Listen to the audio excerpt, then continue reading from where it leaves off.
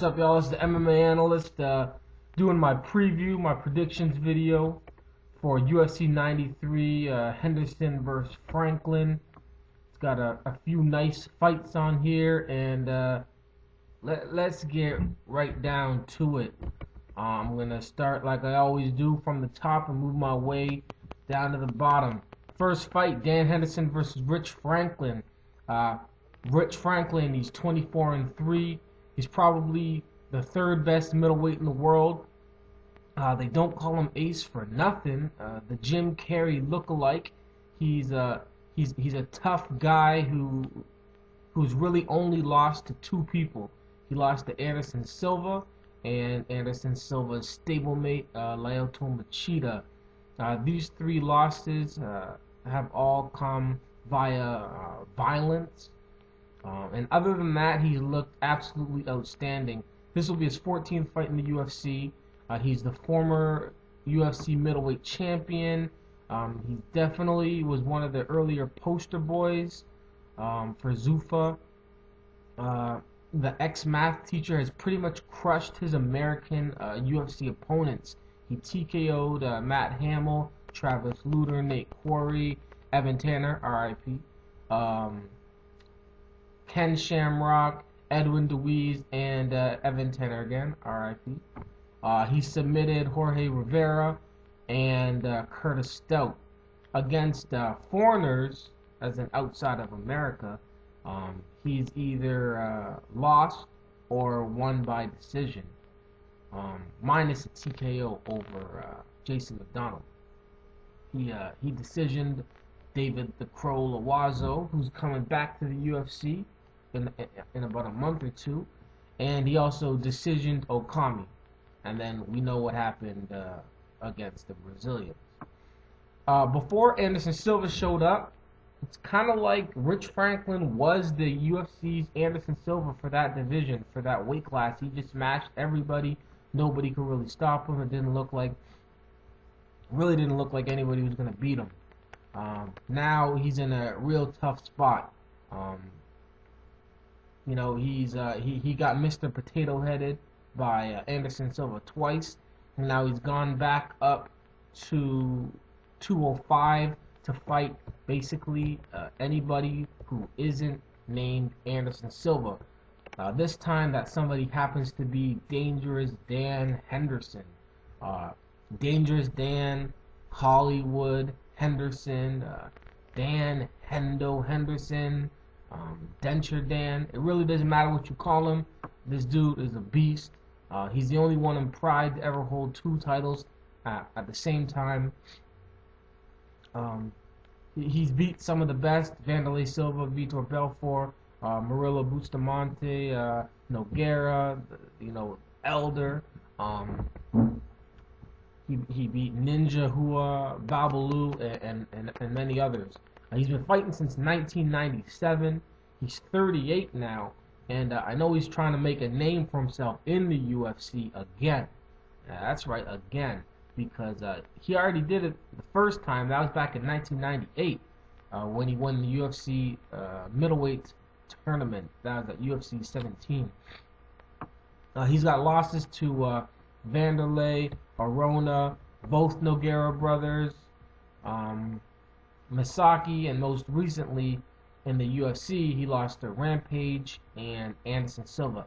He came to the UFC with two Pride belts, and now he has no belts. And he fought for two UFC belts. That's a tough road that he's been on recently. Just the opponents. Anyways, now it'll be another tough fight. He'll be facing Rich Franklin. Let me get back real quick to something. Name me somebody who has had a tougher road in the UFC than Dan Henderson. They welcomed him with the fight. They welcomed him back, I guess, with the fight against Rampage Jackson for the light heavyweight title. And then they said, okay, your next fight's going to be against Anderson Silva for the middleweight title. Then he fought. They were like, well, we're gonna give you a test, but they put him up against a tough ass Brazilian Jiu-Jitsu dude who's real strong in Paul Harris, And then now he's fighting Rich Franklin. You know, Dan. You know, too much, to whom much is given, much is required, or much is assumed, or something like that. You know, either somebody in the UFC doesn't like Dan, or he was like a murderous tyrant in another life, or something. Anyways, you know, but they don't call him Decision Dan for nothing, and I think that he will probably eke out a decision against who has to be the crowd and the UFC executive favorite, Rich Franklin. I think his threat of that knockout right, and coupled with his excellent wrestling abilities, will be the key to a decision victory for Dangerous Dan Henderson. P.S. I can see Franklin winning this fight.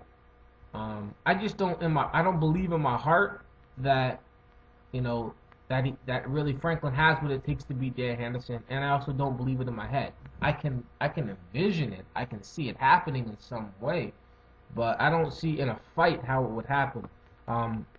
In my heart, actually, I see Dan delivering a real ass whooping. In my head, I see him decisioning it, but I still see Dan winning either way. I'm rooting for Dan, and that's good. But, you know, this is just, you know, for the record or whatever.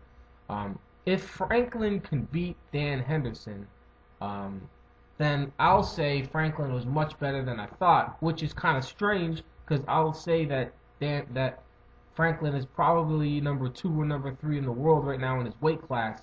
But, like, it's a pretty anorexic division, and especially back when, like, Silva, Maia, Henderson, and a bunch of other guys, you know, weren't in the UFC when Rich had his reign as the middleweight king. You know, to be honest, I knew he was pretty damn good, and I was never really impressed with him beating up a bunch of guys that I didn't think could beat him in the first place. You know, when he beat all those guys, Corey, whoever, whatnot, I said, well, this guy's better than those guys, so where's his competition? Anyways, then Anderson came. I thought Franklin was going to get whooped. He did. And then the rematch, they made him fight in Ohio, and I still thought he was going to get whooped. He did. And now with Dan, in my heart, I think he's going to get whooped. We'll see. If Rich can show all of us, you know, and me, maybe just me specifically, because I'm the guy with this kind of whatever, that he can beat an elite fighter such as himself. Franklin is an elite fighter, and I just think he hasn't been fighting elite fighters. He's been beating up like B fighters, and you know, and he's an A fighter. So if he can beat a fellow elite fighter like Henderson, and I will put Okami in that list, but you know, I don't know. Anyways, rant over. If he can do it, then more power to him. The winner of Dan versus Franklin will coach the next season of The Ultimate Fighter, and they will be coaching against Michael Bisping, and I think they'll be fighting Bisping in the finale. Quick look to the future. I see an ass whooping, a bad one, a real bad one. Alright, I'm talking about Bisping versus whoever he fights, Franklin or Henderson. Doesn't matter who he fights. It's gonna be an ass whooping. Alright, on to the next fight. Shogun Hua versus Mark Coleman, the Hammer. Let's get down with Shogun real quick. 16-3. He's got wins over Overeem, Kevin Randleman, Arona, Nogueira, Quentin Rampage Jackson, Cyborg Santos, not the female, the male, you know, the husband, and many more. At one point, he was ranked the #1 light heavyweight in the world. He won the 205 pound Grand Prix tournament when he was 23. The dude is a beast. He's good on the ground. He's good on the feet. He's aggressive. And the truth is, a healthy and prepared Mauricio Shogun Rua is a threat to anybody in the 205 division. Now his losses, he's got 3 of them. He lost he lost back in '03 to Babalu in just his 5th fight. He had that injury to Mark Coleman when basically in that first minute, Shogun was throwing up subs like a drunk Jared, and then Coleman got that takedown. He posted wrong and then dislocated his elbow, and then he's got the fight where he got submitted against Forrest Griffin. Now, let me make it real clear what I'm about to do here. Shogun doesn't make excuses for his loss to Forrest. I'm not going to make excuses for his loss to Forrest. However, for those who don't know, I will give a little background information into what Shogun was going through going into that fight with Forrest Griffin. 1, he got married. I got married like a year ago. Anybody knows how that feels. It's like a lot of work. There's a lot of stuff going on. It's good, but it's a lot of stuff. 2, he then went on a honeymoon. Now he wasn't training on that. Well, maybe his cardio got a little bit of, maybe I should be talking all that stuff. 3, he moved. Not like he moved like move. 4, he had no ACL. His knee was jacked. Alright? And then because his knee was jacked, 5, he couldn't train. And if you look at the fight, and if you know Shogun from the past, he went out looking smaller, slower, weaker, and less prepared than he has ever been in his entire career. In 19 fights, he had never gassed. In Pride, they had 10-minute first rounds. He was never tired. He gassed within 5 minutes of the first round in the UFC. He looked like straight boo-boo. And that day, I would have probably been a statistic. I don't know if I would still be here if Jardine hadn't saved the day for me. Because seeing Shogun lose like that, I don't know. I didn't know, what there was left here on Earth.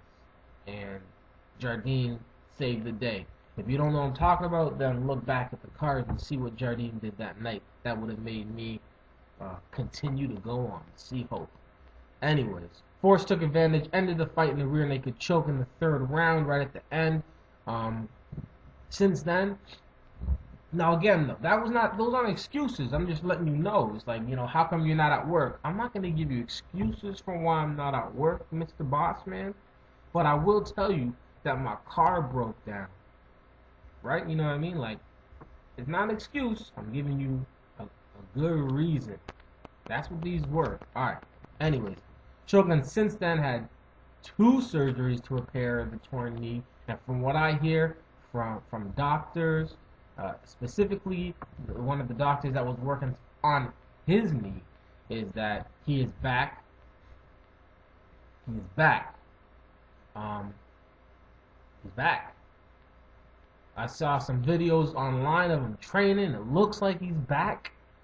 From his own mouth, he said he's back. He said he's back to 100%. He's normal, and he's ready to fight. God help us all if that is true. And I'm saying a quick prayer. I ain't even Catholic, but I'm going to do the cross for the 205 division if Shogun is back. Because that's a tough situation to be.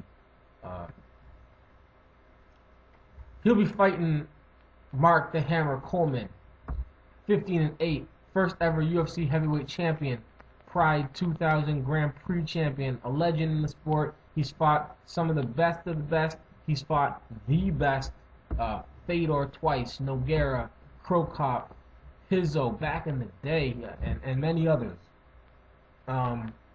He's been in the game since 1996. He was the first one to bring that ground and pound style, and he has also a win over Shogun in a fight where, like I said, Shogun got took down, tried to put the arm out, and dislocated the elbow. There was a brawl. Coleman used Vanderlei's neck as a stairmaster. Names were called. It was basically all out bedlam. They don't like each other. This is Mark Coleman's first fight since his second loss to Fedor. That's about 2 years ago. It's like the first time they fought, Pride was trying to use Coleman as a stepping stone for Shogun. And I'm pretty sure that's what's happening this time. They're marketing the beef between them. They're marketing Coleman as a UFC Hall of Famer. They also realize, he doesn't have much to bring to the table to beat a young guy that they're putting some pretty good money into. And a dominant win over Coleman is what the UFC is probably hoping for. I can't speak for them, but I have to imagine that, since the UFC is a business, they want to bank on new talent rather than somebody who, isn't Randy Couture. Anyways, Shogun's training for it, and I'm believing it will happen. And again, that's a dominant win. Coleman has the ability to pretty much shoot for takedowns and then try and hold Shogun down and attempt to ground and pound him. But Shogun is faster. He's got great BJJ. At 205, who knows how strong Coleman will actually be. I think even if he gets the takedowns, you know what I mean? Like I said, Shogun's got the good jiu-jitsu, and then attempting the takedowns alone will be tough as hell because Shogun's got some serious Muay Thai, and a knee is never too far away. I see this fight looking kind of like Anthony Rumble Johnson versus Tommy Spear, with Shogun playing the role of Anthony Rumble Johnson, and Coleman will be playing the part of Tommy Spear.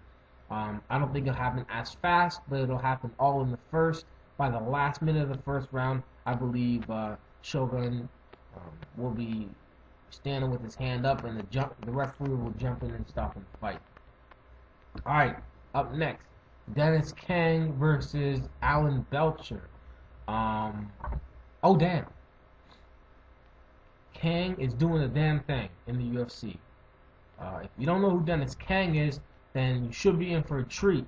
The dude really is weird. He started his career 7-7, and then he went on a 23-fight unbeaten streak, which spanned over 3 years. He's fought over half of his career in Japan or South Korea. And he's kicked a lot of ass in Pride, took some notable wins over Murillo, Ninja Hua, Akira Gono, Andrei Semenov, and Mark Weir. A lot of people started to write him off recently. Like, you guys who are coming in late, you didn't see the beginning when nobody really gave a damn, the middle when everybody started to say this guy's going to be the man, and then, well, maybe last year when they were like, oh, this guy, he's not what they thought he was. And then now he's finally in the UFC. But he lost to, I think they were jumping the gun. He lost to Masaki, Akiyama, and Musashi. At the time, he lost to Masaki. Masaki had already collected wins over, Dan Henderson. And Akiyama only had one loss, which was in 2005, to Jerome LeBanner. And Musashi, it was just the beginning of his crazy year where he basically crashed onto the scene and kicked everybody's booty. There's no shame in losing to those 3 guys. Since those losses, he TKO'd Marvin Eastman in 49 seconds and collected another knockout in Seoul, Korea. So, South Korea, is that? Anyways. Now he's making his UFC debut with 30 wins, 10 losses, 1 draw, 2 no contests. Dude is definitely not a beginner. A lot of people, his first time in the UFC, making his debut, kind of redundant. Dennis Kang! They'd be like, who's that? This dude has 50 fights. Bad math, but you know what I mean. Might as well damn be. Out of his 31 wins, he's finished 27 of them, 15 by submission. 12 by knockout. He's also 24-3-2 since his shaky start, with his only losses again coming to Akiyama Masashi and the 2008 Fighter of the Year nominee Vergard Musashi. He'll be fighting Alan Belcher, 13-5. He's got 7 KOs, 3 submissions. This will be his 8th match in the UFC. Right now, he's 4-3 with wins over Ed Herman, Caleb Starnes, Sean Selman, and Jorge Santiago, who by the way is on a 9-fight winning streak and handling business in Sengoku. Shout out. Anyways, the talent, Alan Belcher, has losses to Okami, Kendall Grove, and Jason Day. Those are from the UFC days. Fighting since 2004. He's also lost to Marvin Eastman, a while back. Belcher is looking to defeat what should be one of his toughest opponents in Dennis Kang. Kang is looking to explode on the UFC scene. He's looking to get people talking about him right away. And, after all, Anderson Silva is going to need to fight somebody. And a lot of people aren't too hyped about, him fighting Talis Latis. He's supposed to have only, 5 fights left on his contract. And, he's fighting Latis and whoever else. A lot of people don't want to see that. Well, Dennis Kang, do your thing. You might get a title shot within 2 or 3 fights. If Kang comes to the fight focused and ready to get down, Kang should be able to get this win wherever he wants to. To be honest, it would probably be easier if he took the fight to the ground and pulled off the submission. But like I said, it's really up to Belcher to try and pull off an upset and ruin the welcoming party for Dennis Kang. I say Dennis Kang, first round submission after strikes. Strikes will take it to the ground, and then submission once it hits the ground. Alright. Marcus Davis versus Lytle. We've got 15-4, talking about Davis. 7-1 in the UFC. Davis is coming off a submission over Paul Kelly. His only UFC loss was to Mike Swick via decision. He's got 5 KOs, 8 submissions. He's very, very well-rounded. I've said it before, I'll say it again. Marcus Davis has some awesome hands, boxing-wise. Pause. And he's really a workhorse. He's got serious cardio. He's 12-1 in the last 13 fights. He's got wins over Jesse Leodon, Paul Taylor, Pete Spratt, Shoni Carter, Forrest Petz. And to be honest, though, none of these fights are moving him any closer to a shot at the title. None of these fights are moving him any closer to a shot with George St. Pierre. He's 35. This will be his 9th straight fight in the UFC. He spent the majority of his time fighting somewhere in Europe on European UFC cards. And he really doesn't seem to be in the same page when it comes to reading title shot guys. You got Koscheck, Alves, Hughes, George St. Pierre, Fitch, Matt Serra. These guys are all in the same division as these other guys like Davis, Tan, Kelly, Leodon. It seems like those guys all fight each other in Europe, and then the Americans all fight each other in America, and the Americans all get the title shots, and these guys all just keep fighting in Europe. And I have to believe that Marcus Davis wants a title shot. He hasn't fought in the UFC in the United States in 7 fights, and I don't think that he wants to stay at the bottom of main event cards, fighting for pay that can't be increasing all that much, and that's basically what he's been doing. So I don't know if it was, I think he called out Chris Lytle or if Lytle called him out, but basically one of them called each other out after the fight, and they said they wanted to fight each other.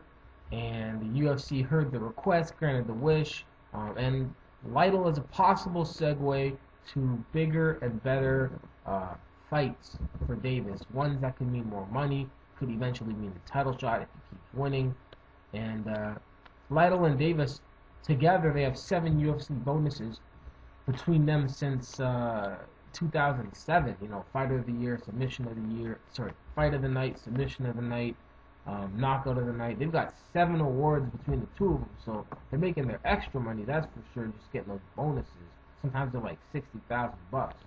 Anyways, Davis always likes to bang, and he will get his wish against Chris Lytle. Chris Lytle, he has completed the UFC Grand Slam, I call it, winning Knockout of the Night, Fight of the Night, and Submission of the Night. He actually got Submission of the Night twice.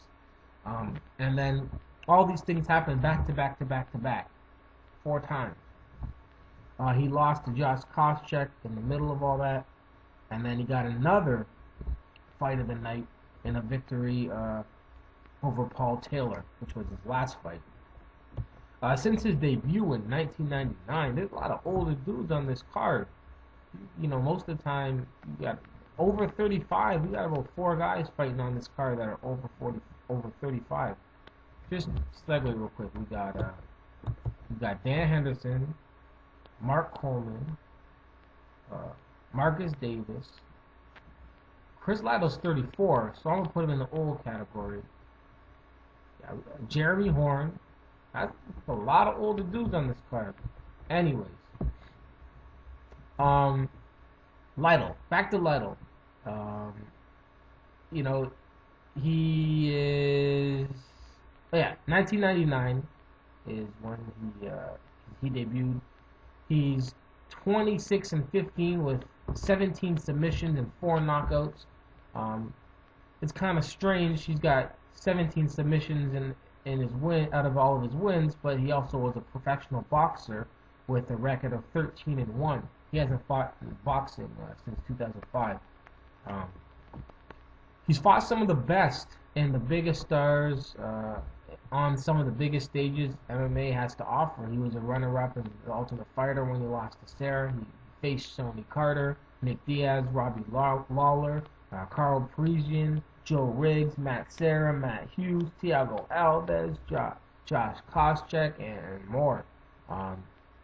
He's been on the outside of title shots for the entire time, however, and the championship belt has been eluding him for a long time. He hasn't been able to get that win over the top guy that he needed. This is going to be a hard-fought battle. If you know anything about Lytle, you know he wants to make a show. He will brawl. He will stand and go hard with anybody.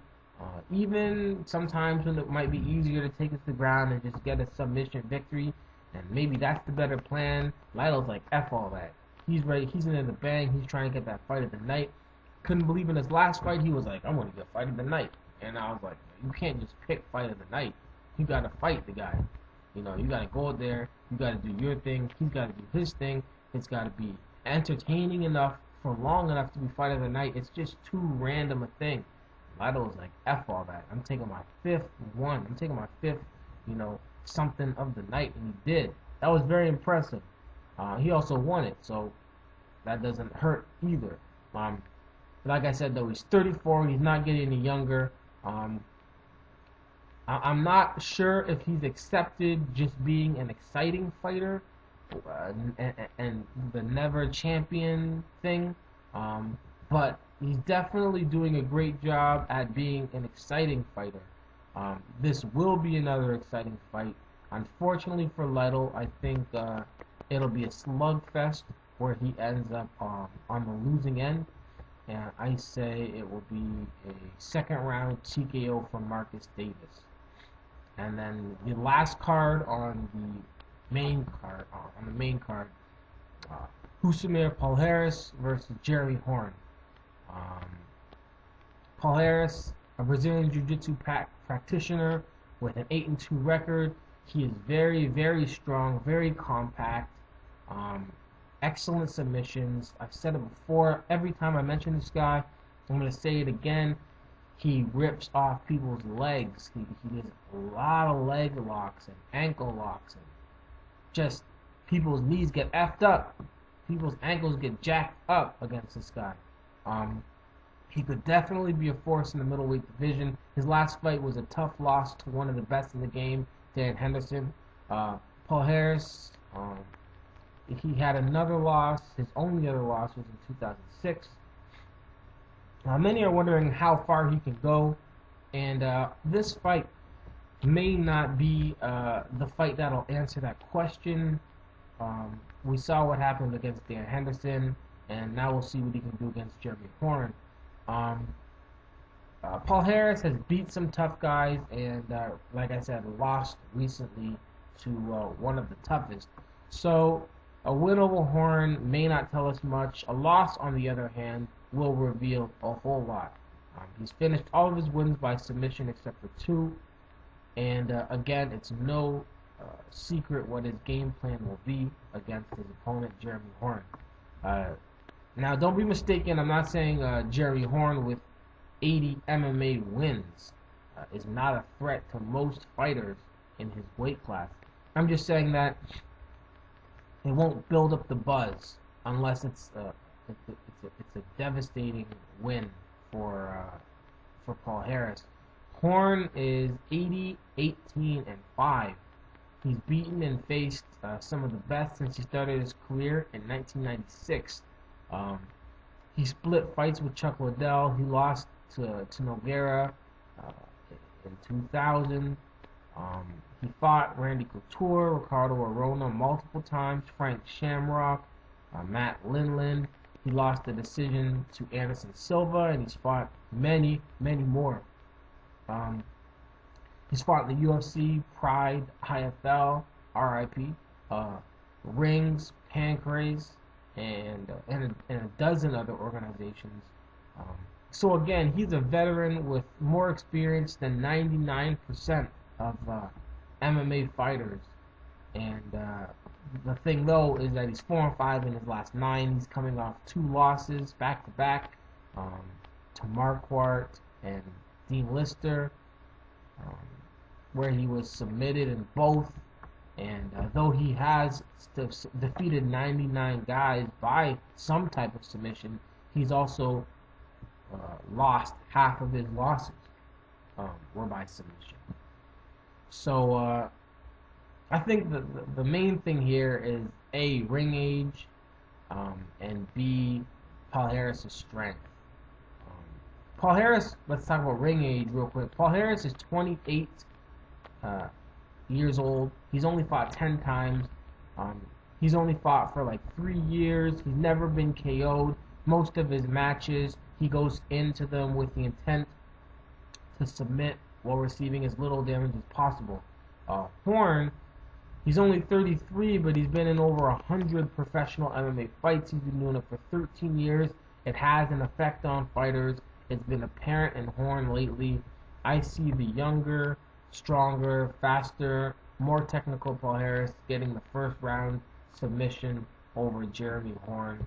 I don't think it'll be as quick, maybe, or as decisive as his win over Salivary, but I think it will be a first round dominant submission.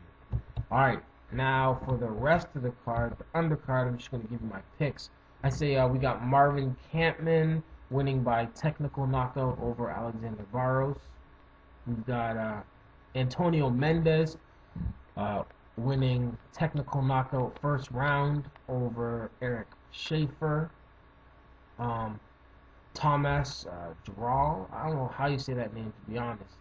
It's one of those weird European names with a whole bunch of consonants in a row.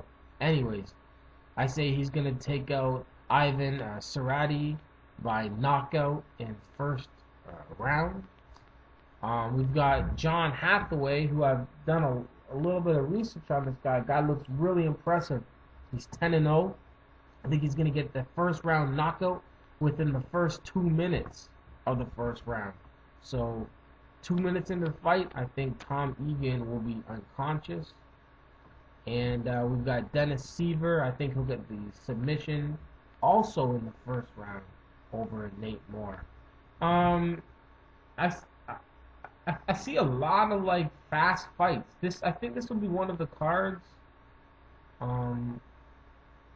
where we might get to see like 8 of 9, or how many fights are there? 1, 2, 3, 4, 5, 6, 7, 8. We might get to see like 9 out of 10 fights or 8 out of 10 fights. It should be a good card. I'm going to be watching it. I know y'all will be watching it. We've got UFC 94 coming up. I'll be doing my video for that by actually earlier than normal because I'm hopping on a plane. I got my Affliction tickets. I'll be at the Affliction event. It's official, like a referee without a whistle, or with a whistle, however it is. It should be fun as hell. I'm going to see what I can do while I'm there. See if I can get some interviews, if I can, do what I do. Come back with some good stuff for y'all. MMA, it's important. Peace.